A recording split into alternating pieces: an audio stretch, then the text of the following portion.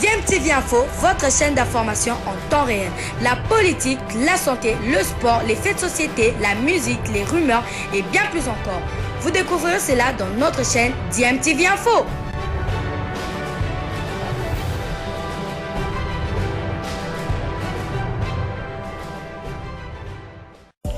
Vous êtes sur DMTV, bonjour ou bonsoir, tout dépend de l'heure à laquelle vous nous suivez. Tout plaisir est pour nous de vous retrouver, mais surtout de savoir que vous êtes nombreux en train de suivre votre chaîne YouTube DMTV. DMTV qui vous propose l'actualité, vous propose également des analyses et des réflexions sur des sujets d'actualité, sur des faits sociaux, tout simplement sur des réalités que nous observons ici chez nous en République démocratique du Congo. Avec la non-participation du Maroc, le ténon du titre qui ne sera pas à la 7e édition du CHAN.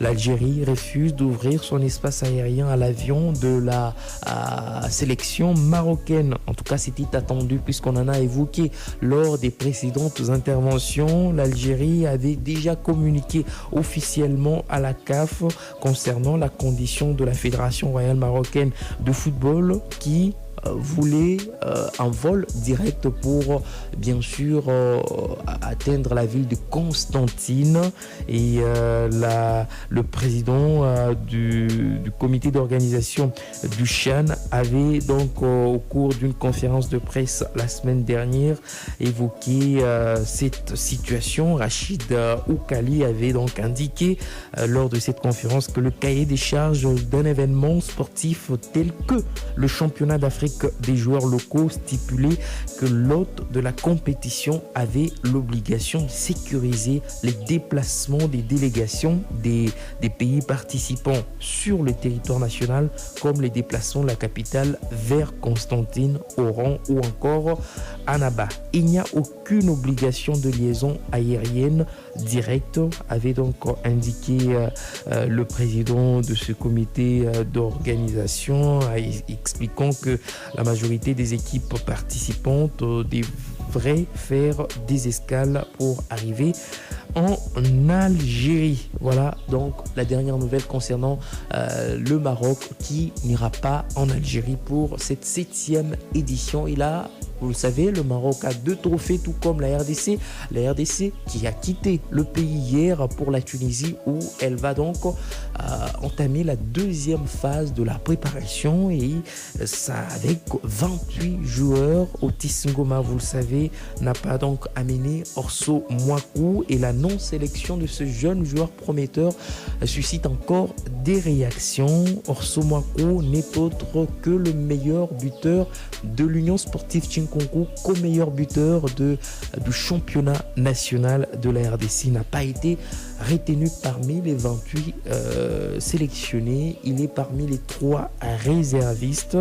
Nous avions interrogé Otis Ngoma Kondi et Guy Boukassa lors de la conférence de presse le lundi dernier à la FECOFA. Nous allons écouter les réactions, encore les raisons de la non-sélection d'Orso Mwaku. On écoute d'abord Otis Ngoma. Orso Mwaku, je vous signale que je fais la préparation des Chinkonkou, là vous voyez là. Je me suis occupé d'Orso Mwaku moi-même personnellement pendant 3 mois. 3 mois, sur des plans spécifiques et autres. C'est un jeune qui a marqué beaucoup de buts, mais ce but quand même, sa présence est là. C'est un jeune qui a eu 23. Malheureusement, vous n'avez pas posé cette question-là chez les U23 parce qu'il n'a eu 0 minute. Il est parti chez les U20, encore une catégorie en dessous. Le premier match, il n'était pas titulaire. Il est rentré de deuxième match, il a marqué un but. Jean-Marc Makoussou, c'est un joueur qui est vers la fin de sa carrière, renard de surface. On les a fait tous les 2 faire venir aux évaluations. Arrivé sur place, moi personnellement, je disais à Orso, fais tout pour envoyer tous ces vieux-là au garage. Mais les garçons qui sont arrivés chez nous, on n'a pas reconnu c'est lui. Je crois que personnellement, la veste est trop grande. La veste est trop grande à l'équipe nationale. Les garçons sont complètement perdus. Malgré les conseils qu'on a pu lui apporter, les garçons ne se retrouvent pas à l'équipe nationale. Ils ne se retrouvent pas du tout. Peut-être parce qu'il n'a pas été préparé, ça aussi. Parce que peut-être qu'il était très, très déterminé, parce qu'il y a tout le monde qui parlait de lui, il y a le Popové de lui, parce qu'il a marqué ses buts, Mazembe paraît-il, et tout le monde, les garçons, il est un peu perdu. Il est perdu. On s'est posé la question. On a vu, suite aux évaluations, Le vieux dont on se disait qu'on les a pris parce que c'est dans un domaine où il n'y a pas beaucoup de joueurs, on n'a pas beaucoup d'avant-centre. Orso Mwaku, c'est un jeune, je crois qu'il doit passer encore par le U23, faire 2 matchs, et puis il reviendra, il n'y a pas de problème. Attention, il y a des plus jeunes qui Orso dans l'équipe. Eli Panzou, Onoya. Otis Ngoma Kondi, sélectionneur principal du Léopard à prime de la RDC. En tout cas, c'est ce que pense également Guy Boukassa, sélectionneur adjoint. Il pense que le jeune ne doit pas brûler les étapes. Il a encore beaucoup de temps pour atteindre le haut niveau. Les équipes nationales, en effet, ce ne sont pas des équipes différentes. La sélection A prime, c'est des étapes. C'est des étapes. Je pense qu'il faudrait que le garçon respecte le cursus. On ne peut pas quitter de 3e des humanités pour aller présenter ses examens d'État. Ceux qui le font rencontrent des soucis plus tard. Il faut être surdoué pour aller présenter les examens d'État. Nous sommes enseignants aussi. On a vu le garçon, on a bien vu qu'il est bon, mais il a encore des échelons à gravir. Et alors, il ne faudrait pas qu'on puisse le brusquer. On risquera de connaître des problèmes qu'on a connus avec certains joueurs. Il y a des garçons qui ont brillé au TP, vous avez vu, ils sont en sélection jusqu'aujourd'hui. D'autres sont déjà en Europe, mais n'arrivent toujours pas à s'imposer en équipe nationale. Je ne vais pas citer les noms. Vous voyez de qui je veux parler. Et moi, je vois qu'on est dans la même situation avec Orso. On va pousser, tout le monde veut le voir jouer, tout le monde veut le voir être titulaire parce qu'il a marqué 6 buts, pendant qu'il y a des équipes qui n'ont joué que 3 matchs, 4 matchs. Moi, j'aimerais que vous reveniez nous poser cette question après 20 matchs joués.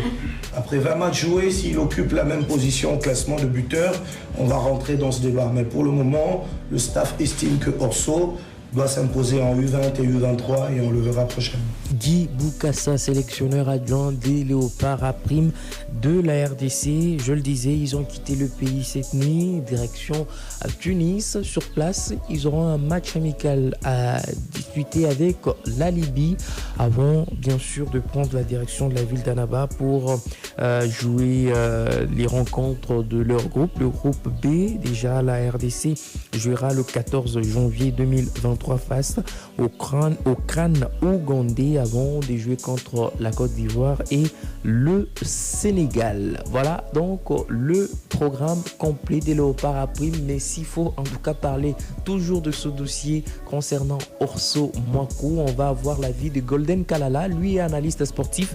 Nous l'avons joint depuis Lubumbashi. Il n'est pas du tout d'accord avec ce que Otis Ngoma Kondi et Guy Boukassa ont avancé comme raison en conférence de presse.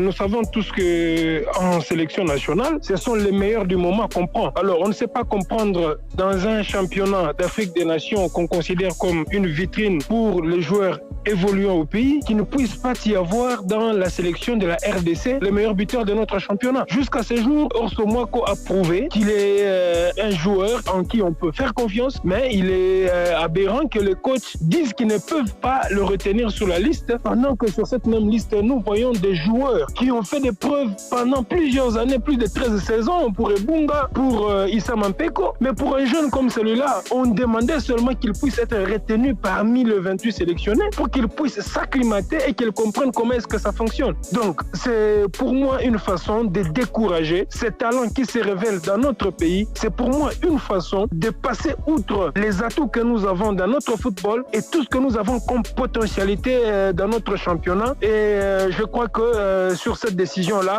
les sélectionneurs de la RDC ont fauté. Ils ont quelques temps de pouvoir encore réfléchir et de pouvoir revenir à la raison. Il n'y a aucune raison qui milite pour la non-sélection du meilleur joueur de notre championnat. Golden Kalala qui intervenait depuis la ville de Lubumbashi.